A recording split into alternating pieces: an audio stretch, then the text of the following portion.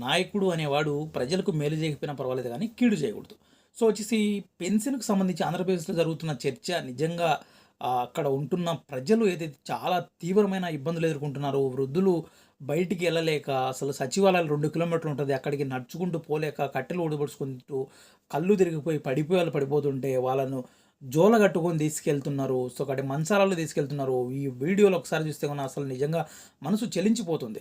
అసలు ఈ రాజకీయ లబ్ధి కోసము ఏదో చేయాలని అసలు వాలంటీర్స్‌ను తీసేయాలి. వాలంటీర్స్‌లు ఉంటే గూడా జగన్‌మోహన్ రెడ్డికి పేరొస్తుంది. జగన్‌మోహన్ రెడ్డికి ఓట్లేవిస్తారు. అది ఇది అని చెప్తున్నారు గానీ, వాళ్ళని తీసేసినంత మాత్రాన ఏమవుతుంది అసలు?